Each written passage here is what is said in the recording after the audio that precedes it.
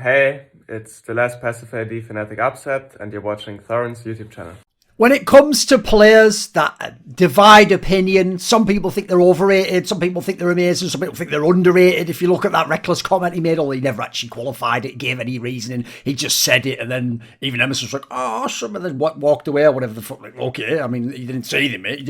You might just mean you're underrated because people think he's shit and shouldn't be in LEC. When I have these people, Reckless is the obvious one. I actually do think it's a mistake that, unfortunately, because of the nature of the way talk shows work, and I've obviously been the main host of a lot of the good talk shows over the years, you get so many points out on talk shows, and then you revisit those points with guests who bring them up again, and you just talk them to death, and people ask you in your AMAs, that eventually, as a content creator, you feel like, well, I've got all my opinions out there, but as I've pointed out with my comments about LS, where I do think he's had the same phenomenon, where he's like, but I've talked about this endlessly, I've gone through every possible variation. The fact that someone can't go to YouTube and type in LS, in this particular case, Renekton, and just find a 20-minute video where he gives all of those thoughts in a coherent manner, goes point by point, addresses it all, means there isn't really that touchstone, and people are going to have a hard time finding those comments in those talk shows. And quite frankly, most people aren't even going to attempt to. So it's just going to become the media narrative of like, oh, you hate this champion, you hate this player, or you think X, you think Y, and your opinions never get updated. I always tell people repeat back to me opinions I have about Reckless, Forgiven, Dardoch, that were like opinions from half a decade ago or more now. And they're telling me that that's what I think now. Meanwhile, I might have said 100 times a different opinion with more nuance, more developed, appropriate to where they're at in their career at later points in time. So I've got to make more of these videos in line with my advice to LS. And here's going to be one of them. This is going to be one where I'm going to talk about Nemesis, the mid laner, obviously primarily of Fnatic. When he was in the ERL, it was of Mad Lions, which is a totally different team than the ones in LEC now. It was when he had Crown Shot and Self-Made. And I'm going to discuss basically all aspects. I'm going to talk about him, maybe some aspects of his personality that appear on stream, etc. His career, when he played in the LEC for those 4 splits, he played 2 worlds, and his actual playing style, his skill set. Because it will always be assumed I'm a hater, not least because Fnatic fans are so annoying, and especially the last couple of years when the 14-year-olds came along, where all it is, it's not even comments, it's just oof, they go, oh, lol, Nalding, like it's just like, it's like literally like NPCs, you're just like a zombie horde of NPCs, World War Z or something fucking coming over the hill, like, these are barely even people with sentient thoughts as far as I can tell, so there's nothing to engage with. I've always disliked those Fnatic fans, and particularly when another player they always did it with was Reckless, where they constantly made it, this guy's the best, he's perfect, he's the poster boy, he has no flaws. If you say he has any flaws, even when you're getting them directly from his teammates, from observation, from like reading between the lines, yeah, you're just a hater. So as a result, I joke about Nemesis and people like that, certainly. And I dislike his attitude in some context, by the way, not least because I've heard certain things from his teammates over the years, many of his teammates in a number of different teams and lineups, heard from some of his coaches over the years, I've had them on my shows, and they've done the PR version of talking shit on him or explaining his flaws, etc.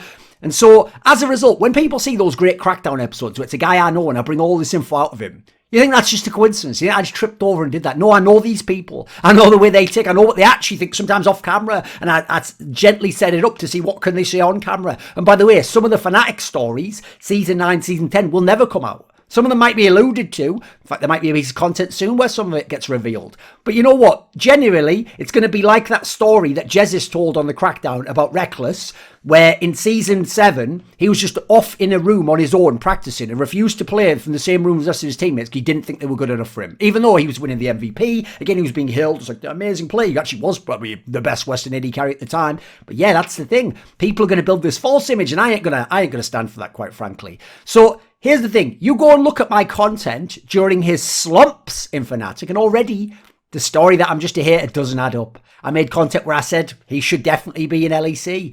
I said he's a mid-table team player in terms of his attitude. Now he's going to play in the team, so he should have been on an XL, a Schalke. These are the teams I always thought he was more suited for. And at the time, before they became the best mids in the ELCS/LEC, he should have been, back in Season 9, considered in the peer group of the Larsons and the humanoids of the world. When you put him into the perks caps category, now we can't really have a discussion. Now you've made it ridiculous. Now at that point in time, you've made it so he's going to only sound like he's getting hated on and be being called shit, because contrasted to those players, if the entire scale is how do you contrast against Caps, Nemesis is shit. If it's how does he contrast against Larson and Humanoid from Season 9, we can have an interesting discussion there. We can go back and forth. And if you want to ask how he contrasted to the bottom mids in LEC, he was much, much better. He was a much better individual player. He had a lot of setup for him, sure, but he could deliver on it to some degree against those level of players and what they were doing. Remember, we had players like fucking Mickey playing in LEC. Then, consider this. When he left Fnatic, I said he definitely should be in LEC, and that if he went to LCS, he would have been one of the best mids. He would have been like an MVP candidate, potentially. Like, I look at this move of Abidage going 100 Thieves and what team they've got, and I think, man, if that was Nemesis, they'd be immediately in title contention. Like, he's a better version of Abidage. He's even more proven. I think he's potentially got a worse attitude, but I tell you what, he also, I think, can perform on stage. I've seen him do that. I don't know that Abidage entirely can. I've only seen a little bit of it, and I still need to be convinced. Now, one of the issues here, though, this is why I'll never, ever worry about courting controversy or going against the grain of what fans want to hear, is because I care about context over everything else in esports. There are way too many fanboys, particularly Fnatic fanboys online, just as with TSM or in the other region, who, due to upvotes and downvotes, or due to en masse spamming opinions, or due to attacking anyone, this is why a lot of pro players and coaches are very careful talking about these specific teams and their players and problems in a way they wouldn't be about another team, even a great team like a G2 or Cloud9, is because the influence of these shitters skews the discussion and just warps it completely out of bounds. It just makes it completely pointless. Like, one of the things I'll never tolerate was the idea that when Perks was one of the best mids in the league, or Caps was one of the best mids in the league, they were going to make it because, like, oh, well, technically, maybe Nemesis could be like third or fourth, and they made it sound like that meant he was close to Perks or Caps. He was closer to the mids below him than the gap between him and Caps and Perks. And that's just go back and watch. Even when Caps had his issues, still what he could do on the map and the influence he had over his team and his junglers far exceeded anything Nemesis was able to do at the time. Nemesis was just simply a good mid laner at the time. So this is just cope from a lot of these fans. It's why they can't ever actually attack your points. They have to just go with, like, you must hate him. Oh, you're lying. Oh, make stuff up. Oh, you just say things for drama. Oh, you just criticise him because he's box office and that gets you all the hits. Haven't you noticed how these players come and go? I remain. My channels remain. My talk shows remain fire. I get the next generation of players. I don't need these motherfuckers. I don't need you. If that's you, you know what? Jog on. This ain't the right saloon for you, partner. So mosey on out. You just go down to the next one. I'm sure there's some dog shit one for morons who like Fnatic. Isn't the content for you guys? I think LEC makes it, don't they? So, okay, let's get into this. Nemesis in the LEC. The problem is, he came into the LEC vastly overrated. When these teams were picking between them, supposedly the behind the scenes is that in Fnatic, I heard like they were picking between like him, like could have had someone like Leader, obviously Larson's on the table, if they'd have cared, but I don't think they actually were looking at him. Humanoid was like the other player they were potentially looking at. Mad Lions obviously was looking at these players. Schalke ended up getting Abidage. This was kind of the class of players, his peer group as it were, when he was going to come into the LCS LEC. Obviously, it was rebranded LEC at the time. Now, the reason why I say he came into the league overrated is because when you now see Selfmade play that Urine SK and you see Nemesis play Urine Fnatic apart, and you go back to the ERL and you go back to the Challenger Circuit, rather, and you look at those Mad Lions games, listen, I've heard things behind the scenes that corroborate this. That was about Selfmade directing Nemesis as to what to do, and the Nemesis would do it like it was, like he was, I mean, Veteran said like he was his pet. I think that's a pretty good way to describe it, really. And you saw when you split them apart who had the understanding of what to do in the game, when, how to play mid lane, mid jungle synergy, how to use priority, etc. It seemed like it was Selfmade, quite frankly, because Selfmade went, and just go look at some of those mid laners he had in SK when he was still a carry player and like a potentially best player at his role. Like that enough said in that regard. Then you consider the context. He's not joining XL and just showing like, do I have any skills in the league, guys? Am I good? No, he came in and replaced Caps. At the time, people were already calling Caps like the best Western player we've ever seen. The guy's just been to the final of Worlds, won 2 splits in a row, is an MVP level player. When you replace Caps, it's an impossible task already. And so if you want to contrast yourself against Caps, then guess what? You're going to be killed dead. There's very few players possibly could even replace Caps. Even Perks would have struggled with some of the comparisons. His intangibles might make up for it, but some of the raw mechanical things that Caps can do, the genius moves he can pull off, yeah, you can't really get that from anyone else in the league at the time. Then, His team started very poorly in the first split, didn't they? They were down 1-6, and then 2-8 or something, and 3-7. So they were doing terribly. And then how did they turn it around? It wasn't because of Nemesis. What happened was the coach turned it around by figuring out, let's just reduce champion pools across the board here. We're going to play in this particular way, hard through Reckless largely. And so what was Nemesis's job at this point in time? Go look up the champions. It was to roam bot on Lissandra and help out the bot lane. And then in doing so, they became one of the better teams. Still finished third. They weren't the second best team. Origin was better than them. But they finished third. They finished very respectably. But then you looked at the players they had, all in the World's Final, minus Nemesis, and you were like, a bit underwhelming for that set of players. And also Nemesis, he was nowhere near the MVP as a player. So when you guys all laugh at Jensen and that Perk's comment ha, back to Lissandra, that was Nemesis. That was how he came into LEC and got his first success. Then the summer came along, and I think in the summer he got to a better level, actually. I think this is when he got to close to peak level. Obviously, he could bring in his TF. The meta was slightly different. He got maybe a little playoff spike. Now, I will say, if you looked at them as a team and you structured the way they played, didn't they play bot to mid to top? Wasn't he a guy roaming top with his jungler? Wasn't that basically what they were always about? So as a result, I'm not really sure in that scenario why, again, he gets all the credit. Again, he was certainly an above-average mid laner, but I don't think he was anywhere near... during the regular season, Caps, I know Caps had some bad games in the playoffs. I thought Humanoid was a better mid laner at the time. He was working with way less, was in a way more rigid structure, but he had a way better understanding of map movements, even 1v1. Seemed like mechanically he could outplay Nemesis and kill him, and more proactive, and just did way more with less. That famous quote, to whom much is given, much will be taken or expected. To whom little is given, little will be... It's the point is, when you have all the resources, it's time to use them. You can't go, well, I have all the resources and you have none, and I'm slightly better than you, or about even, or you're marginally better than me, so does it matter? You're the one who was in the fast car, mate. I was on the fucking push bike. In that scenario, why am I supposed to beat you? Then you consider Worlds, Season 9. It was underwhelming, let's be real.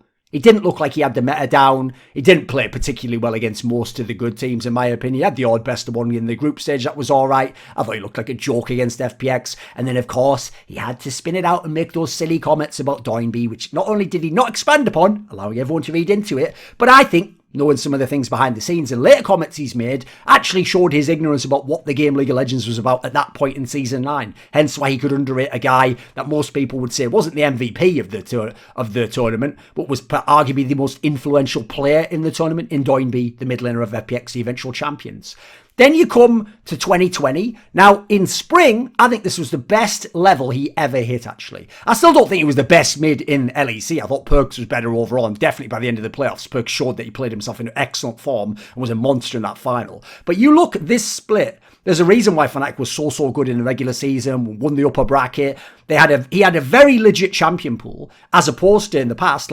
By the time playoffs had ended, think he was playing Cassio, Ornn, Diana, Syndra, Veigar, Yasuo, Azir. He had a whole skill set there. Look at that range as well. Those aren't just the mages. That was pretty legit. And after they won that upper bracket final against Mad Lions, I remember thinking, this guy's probably going to be a champion now.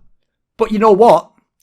His play, specifically in that final, ensured he didn't become a champion. In what was actually, I think, his best ever chance. He had Selfmade as his jungler already. He had the players that he now played with for over a year elsewhere in the team. The meta was great. He actually had all these champions by the time he got there. And then he goes into the final. And mate, he shit the bed so hard against G2, it's pathetic. The first two games, he's just completely outclassed by Perkz. Perkz on Azir, by the way. Champion he's supposed to be playing. Then, okay, meta champion. Then, when he got the third game, Azir himself, after Perkz has just shown what you can do with that champion, wasn't he up 4 kills or something with items, and he just couldn't fucking do anything with it. He couldn't turn whatever skills had gotten to that point into something that could affect the rest of the game and the map, and win him the game, and win his team the game, and get them back into a series. Then you consider, look who he had around him when he was doing all this, and he wasn't, for my money, the best mid laner. He had one of the best top laners at the time in Bwipo. Everyone will forget, because people only forget the ints and the bad playoff games of Bwipo. At times, he was one of the best top laners, and this was one of them. He had the best jungler for my money. Jankos wasn't in the best form then. He just come back to playing with Perkz. And he had arguably the best bot lane. I know people might say Mad Lions because of how it was going, but you looked at Hillestad and Reckless. They were very good that split still. Still a top, but he has everything. So this is why I made that point at the time. But if he was to win LEC, he would be the worst mid to ever do it. And that in doing so, he would be an outlier to the idea you need an elite mid laner to win LEC. Because if you look this is the point, and in fact, let's just set it up properly here. The moron didn't understand I was doing what he did with his Doinb comment, and it had a similar premise. There was more to it than the surface level. Now, his premise, presumably about Doinb, was that if you just watched him as an individual player and without his jungle and support, and you just watched him in solo queue or something, you would see he wasn't that sick a laner, he wasn't that sick mechanically, he didn't play a lot of the meta champions. You might think, as a mid laner, because he said he was like one of the most mid laner, or the worst mid laner, yeah, he might have looked as the worst mid laner in that context. So similarly, you look at the context of my comment, it makes total sense, it's absolutely reasonable, but he ignored that because guess what? Well, apparently, rules for thee, but not for me. Well, no, actually, the real quote you want to know, Nemesis, is what's good for the goose is good for the gander. What you can do, I can do as well. In fact, I could say I could do it better, mate, because I can actually fucking explain myself. I don't just meld on fucking Ellis's stream, mate. So, this is what I think about that scenario. First of all, he was wrong about Doinb, because in doing so, he didn't see what Doinb did outside of lane, and what Doinb did with his champion, regardless of what happened in lane. And more importantly, are you ready for this, Nemesis? Because this could blow your mind, mate. What Doinb did with his jungler and support duo. You could never synergize properly with your fucking jungler.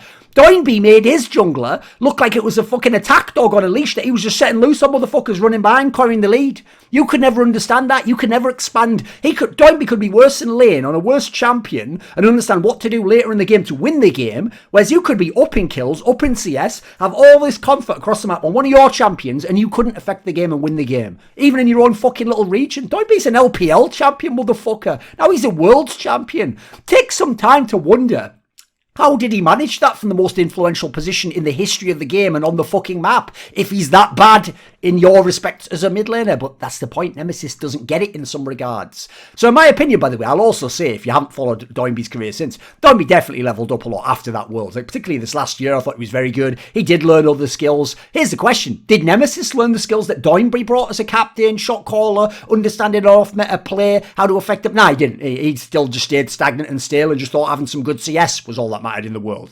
Now, well, point of making that comment that he'd be the worst is that only amazing, as the second part of it said, only elite mid laners had ever won LEC. Who'd won LEC at that point in time? Expeke, Froggen in his prime, Perks, Caps, and Febiven. So the worst of them was Febiven, and arguably a lot of people thought that was prime Febiven relative to his peers. I'm sure you learned more as a player later, but that was the season where he was killing Faker, and he was doing. But you know what? He wasn't like the main carry of his team. They didn't play around him all the time. So arguably Febiven was the worst mid laner to win EULCS/LEC. So Nemesis would easily have instantly become the worst if he'd have won. Now he'd have still been a champion, by the way, but I don't think he was a truly elite mid in the sense of like you play around him, you give him the resources, he's the best, he outclasses the other mid laner, he controls the map. No. He wasn't. Now, I will say, since he never did win AOLCS/LEC, it doesn't really matter at this point in time. And so I actually think I'll even go and I'll make the comment and integrate the person who did win. So Humanoid won, right? I think actually Humanoid's probably tied with Febiven. Like, I think Humanoid had a lot more influence overall, but I also think that Febiven was a very skilled player at the time, and I was used to call him the insurance policy, because it's like, if the whole Hoonie rain over shit didn't work and ErikHillestad didn't manage to get them in a great macro position, Febiven also had some really nice skills, just raw mechanical skill to get them out of trouble. I think Humanoid has that, it's just that he's only been able to really show it in the later periods of Mad Lions, and he was kind of limited in Splice by the way they played and the other players that they had on the team, and quite frankly the coaching staff in some degree. So I think it's more of a tie. I could maybe edge Humanoid over Febiven, I'd see. And actually, I think Humanoid was mainly getting it more together in the playoffs for me. He's never been bad in my opinion, but I think he was never the monster. Like, those players I'm talking about, minus Febiven, they're MVPs of the league. I mean, I know Perks never won one, but let's be real. He's been the best mid laner in LEC at times. If your nemesis is lack of energy, you know, you're just lackluster, you're not proactive, ultimately you're just whining about the game not going your way and your teammates not playing correctly, well, why not burst out of your funk with Strawberry Burst from Gamersubs? Want to be a better humanoid and lead your team while being a force on the map? Well, don't end up sour like someone who asks, how do you like them apples? Because your theoretical knowledge didn't match up like you thought it did. Did it? Goodwill Hunting. You get the premise. Stay consistent like my man LS. Not that American guy in Korea. I mean Larson. An elite mage mid laner who can work with his Polish jungle in LEC. Be a self-made man. boss your teammate so he does what you need and win together. Get 10% off your order with the code Thorin, Thorin, at gamersubs.gg.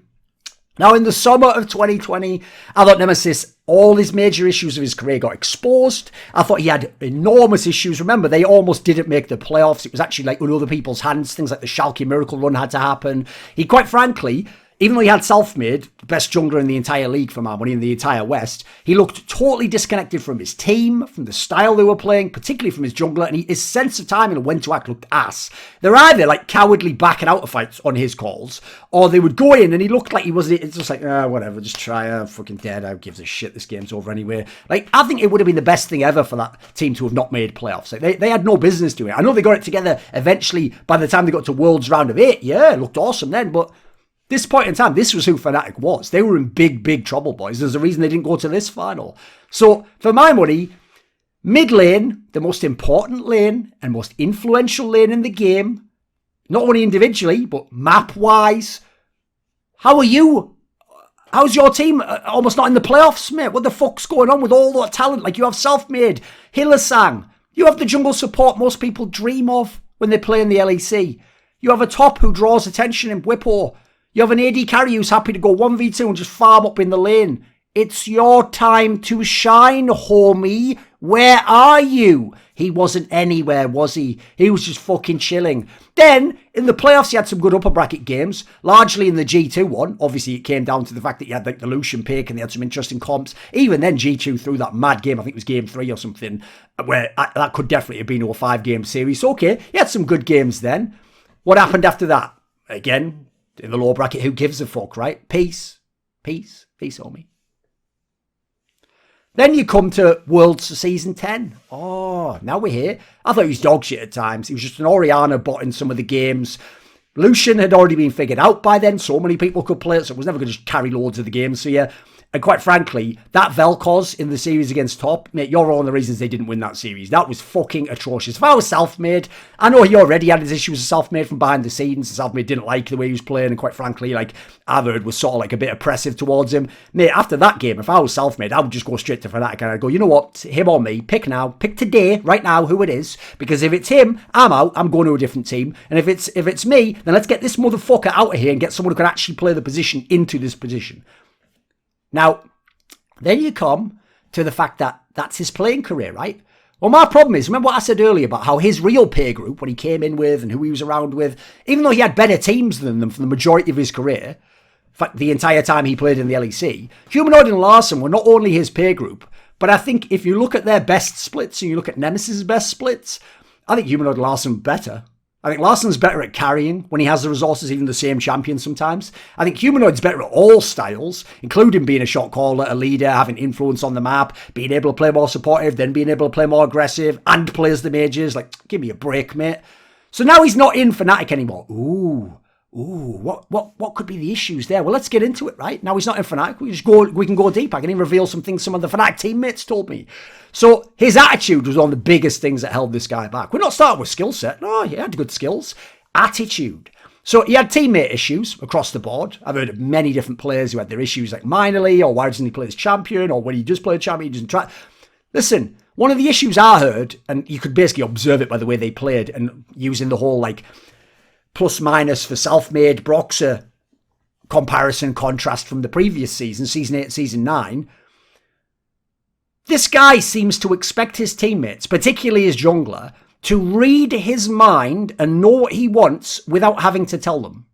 Now, listen, there's a degree to which, if you are the absolute best at your role, that can make sense. Like, if you're in the best team with the best talent, you're the best at your role, you can sort of say to the other guy, like Forgiven used to say to his junglers, it's not my job to teach you how to play jungle, mate. You should know how to play jungle. And then, listen, I'll call things from our lane and the interactions, but you fucking figure it out yourself, mate. Not least because jungle, as Dom always says, it's a role that has to be able to say no. You have to be proactive. Like, this actually reminds me of an interesting interview on this topic by Graham Souness, the great Liverpool player from the 70s and 80s, where when he came into Liverpool, he basically asked like a coach, well, how do you want me to play? And the guy was like, we brought you here to know how to play. Like, just fucking do your job. But my point is that somebody who's one of the best players and one of the best teams, one of the best coaches, that guy's not going to teach the fucking ABCs of it. Why Nemesis needed that? I mean, that shows already the flaws. He shouldn't have been in a team like this to begin his career for my money. I think those top teams, I know that Fnatic does it potentially to save money, they're massively gambling bringing in rookie talent like that. A lot of them don't have the chops to immediately come in and be good in that regard. Humanoid was actually more of a vet in that regard. He already played loads of lands at that point. So, in my opinion, you need to be able, in LEC, where these are young guys, often haven't been coached, haven't been in top teams where you really work together that much, you have to be able to communicate with your teammate what you need. So, if you can do that, and then they give you the pieces and you don't perform, yeah, it's on you at that point in time. But you know, it's also on you that you couldn't communicate to them what you needed, that you had to read your mind. So to me, there's more to being an elite player than just being good at your role, at your lane. Sure, some players might have had a Mithy, a Yellowstar, a Core JJ that can avoid some of these aspects. So they don't have to be a shot caller. They don't have to always know what to do on that. They can get told what to do.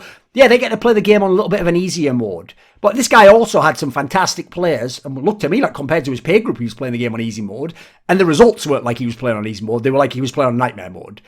You don't always get those players though, and if you want to be a truly great elite mid laner, you have to sometimes be able to do it without those players. You have to be self-sufficient. You have to know when to take them. You have to know when to demand people just follow you, because you're the carry at that point in time. You're the one that's up with a few kills on his ear and has the items, and you can potentially win them the game. Then there's the whole thing where he's gone on LS's stream many times, and listen, he gives off the vibe. He gives this vibe off way more than LS to me. He gives off the vibe that he knows it all. But then you look in the game, and all this smart shit he can't apply. I'm not talking about solo queue. I'm talking about when he plays in the LEC. And I've heard from teammates, he's just too stubborn. He's just a guy where if he has it set in his mind that it's done this way, or that you play this champion a certain way, doesn't fucking matter what you say to him, doesn't matter what discussions, doesn't matter what the coaches say, he's just going to do that. Even worse, when you ask him to play selfless, like not to get his champion, not to have comfort, not to have protection in his lane, I've heard that he's just really bad at playing in a constructive manner in that regard, that essentially you can make him play the champion or ask him to, and he might feel obliged to, but then he'll just sort of half-arse it, he'll sort of sabotage you a bit. And he'll also basically, instead of just being like, right, well, how do I get through to my jungler to work in this way, he'll just sort of be like, my jungler doesn't know how to play like that, or that champion, or play around what I'm doing here, so yeah, whatever, just can't work, let's not pick that. This is whack when you want to be in a team that's going to Worlds and hopes to be a contender like G2's team was. So here's the problem.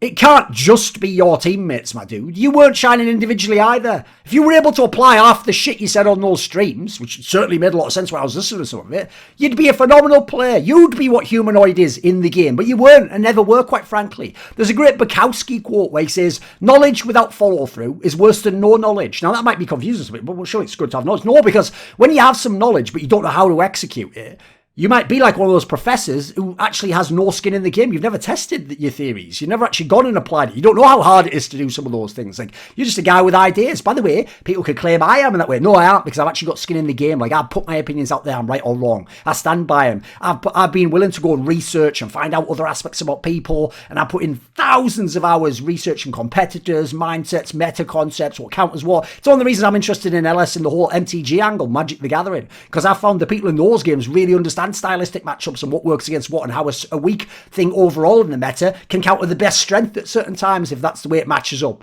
So I'll also say it ain't just LS's influence. Like, I certainly think him being with LS, yeah, they're two peas in a pod to some degree. LS just doesn't play in the game, so he doesn't have the same issues.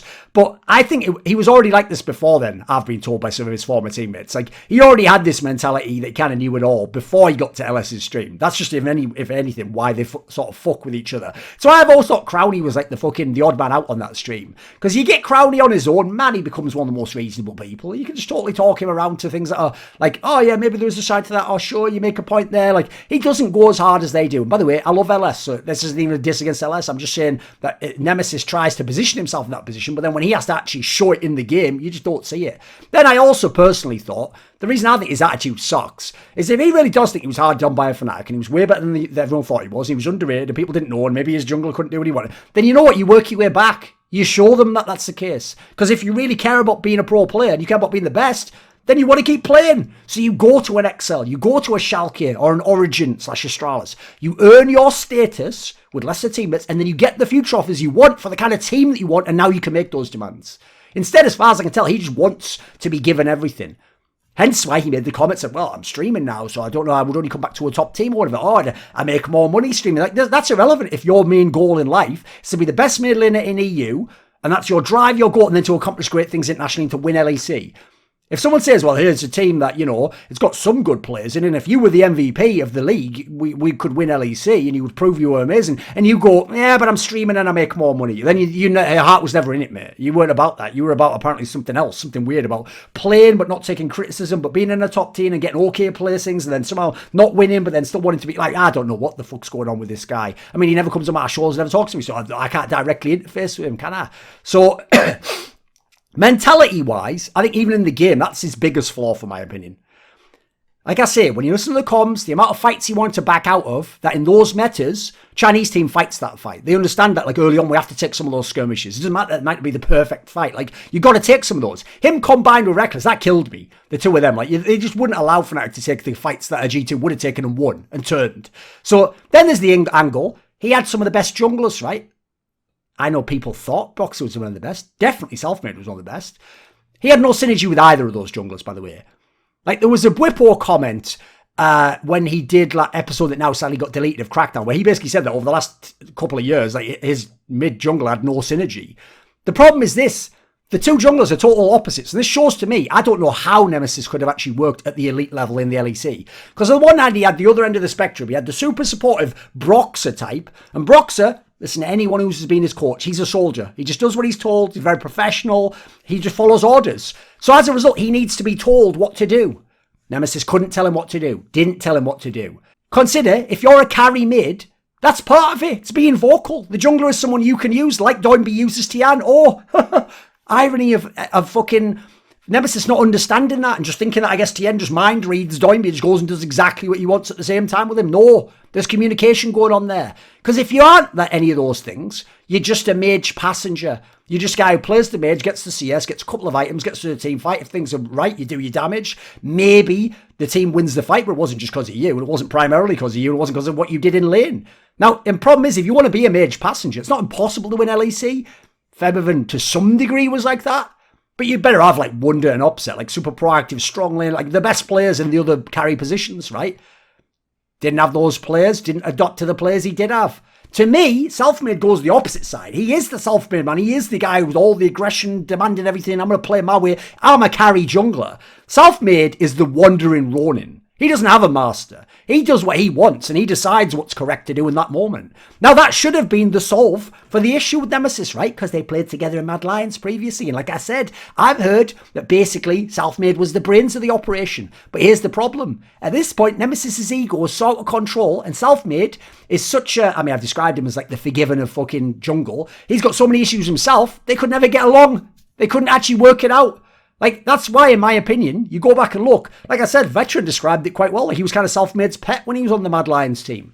So, then, it's another point that I remember seeing in a Veteran video. It was one of mine. He said that basically, once you got outside of just easy prio mid lane champions, it wasn't particularly good. Like, you couldn't play some of them that the meta even demanded. And he just became a massively less impactful player. And as a result, due to all of these things...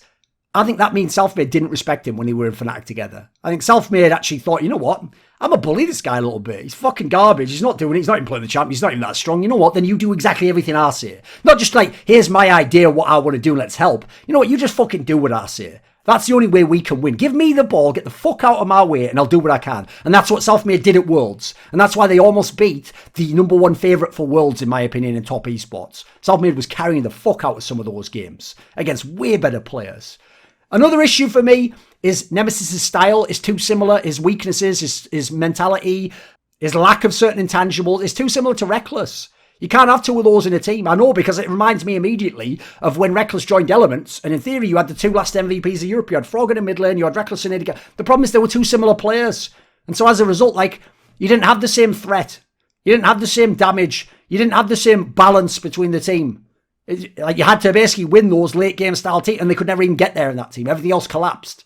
Hence, in my opinion, why the player who's actually probably been most influential after the Caps era of Fnatic is probably Bwipo. Like, Bwipo, when they were having problems, This guy would just play for Reckless. He would just run down early in the game, run to the fucking bot lane to help Reckless so they could play through Reckless. Then he would also have to have his peak games on like weird matchups, like one-off champions that he doesn't even play, or play in lane, potentially feed, draw attention, but still be useful in the game later, or do something in a team fight. Like, Whippo did so much to potentially facilitate those teams, and fans just saw, he's dying, so he's bad. Oh, so when Reckless and Nemesis just back out and don't die, and the fight's lost, and they fucked the whole game, that's good, is it? That's good to not all be on the same page, and to just be like, oh, well, I lost, but it wasn't totally my fault, like, give me a break. At least Whippo's a man, for fuck's sake, I can respect that. I also think that Nemesis thinks he's way better than he is. Just go and listen to any of his comments about himself or his career. He's so fucking sour. And he can't explain himself well. As far as I can tell, this guy thinks that the game's about raw laning, or which champion you should play, or your understanding of a matchup. And that ain't it. I'd say that's probably 30% of playing mid lane, mate. Because the mid lane position is so influential. This isn't theoretical physics. Like, you have to actually show what you can do. Having it in your brain thinking you know everything, it's irrelevant. You have to basically practically show us what you can know, and what you know and what you can do. That's where we're going to see it in the game. Because there are plenty of Orianna as AMH players. We don't need you, especially with all these attitude issues. You're not even exceptionally individually good in that regard. You're just a good, skilled player. At times, very good. You're not elite, though. And I, quite frankly, I've said it earlier, I think he's playing the game on easy mode.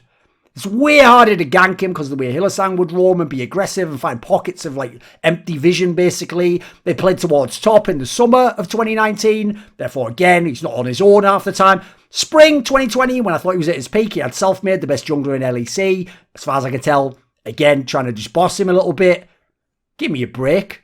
Now, ironically, he didn't play enough defense in media. He did on Ellis's stream, but that's preaching to the choir, mate. Everyone there already thinks you're great and everything's awesome. Like, you're not getting through to the other people. You want to come on, I'm not saying literally come on Marshalls, but put yourself in positions where you can talk and actually openly get the hard questions put to you and then give your perspectives on it. He could have come on shows. He didn't. He chose not to do that. Now, I offered a chance. I won't go into more details, where he could basically have had the best possible perspective on himself going into the last off-season, because I knew and told some of his friends here's my prediction, he is going to get fucked by the offers. They are not going to be good enough, and he will either have to play in the ERLs on the worst team in LEC, or he will quit the game completely. Was I right or was I right? Now, if he's happy doing what he's doing, then good. Fuck off and enjoy it, mate. Don't ever come back to LEC. If that's your shit, don't worry about it. Because I don't think you get it. That's the problem. People like LS, Crowny, you notice when they came on my shows during the times I was criticising Nemesis, even when Dom tried to spirit, like, they would never try and battle me. They would never try and take me to task. Despite what pleb fans might think, oh, you'd be scared to talk that. No. All they would do was just say, I think Nemesis is good. I think he has a champion Ocean. Well, in what regard? Okay, in solo queue. And so, maybe in the game they don't let him pick it or play around him the way they should. Like, they just made the excuses. They gave their perspective. They were quite mild. They weren't at all vitriolic towards me. They didn't come to slam me because, you know what? They're friends with him. And so as analysts, I think they actually sometimes were a little bit compromised and didn't want to say things about their friend that might hurt his feelings, or things they'd heard from other players. So where does he go from here? Where now? Skill set ain't the issue. Still. The problem is, right, if I didn't know all the things I knew about him outside of the game and as a teammate, I'd say he's underrated by GMs and he should be picked up by a bunch of these teams. Knowing some of those things, I don't know who can get through to him, quite frankly. I think even if LS was his coach, I don't know if he could actually get through to him. So, in my opinion, the reason skill set ain't the issue is he's always looked good in solo queue. And he looks good when he's in Korean solo queue. So it's about mentality, it's about attitude, it's about the drive. These are what are called into question I haven't had convincing answers for. I think over-focusing on what item build you go in, and the fact that the game's over, because technically if they play perfectly from that scenario, you should be in like a massive disadvantage. That's running before you can walk. There's so much more to learn about the game, as pointed out by the Doinb example, before you're going to be the best. Even just looking at the other mid lane players who like some resources, Frogger and Larson, they have a better sense for how they want to play the game and what they're going to do at all points in time. They never feel like they're pushing out of the fight, or they're just giving up mentally, or they're just saying, fuck the teammate, or whatever. They always play their shit to the best degree they can, and then they let the chips fall where they may. And obviously they make different decisions than the Caps and Perks of the world. In terms of his legacy and his future, I don't see him becoming a truly elite player, primarily because of these things holding him back. I think he's massively meta and teammate dependent. He's the best teammates and the best meta, and then he's not the best mid laner or the champion. I don't think that's the case in the same way for Larson and Humanoid. I think right now, Nemesis looks, when he's at his peak, in terms of this player I'm going to compare him to, like a poor man's PoE. Because again, PoE knows his game up and down. He is a good teammate. He does synergize well with his jungler and his support player. He's played for years and years and years through all the metas and played his comfort champions and played the champion. Right now, it's a hard pill to swallow, I know it. But right now, that's what Nemesis is.